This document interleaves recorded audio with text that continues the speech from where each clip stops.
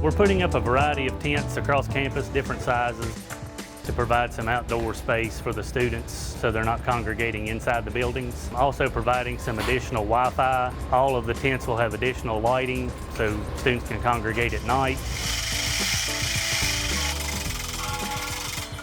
There are several locations. We've got Lavery, we've got Burchard, Pedro Yates, Owens, Dietrich, and also the overhang at Deering, which will be a more permanent space.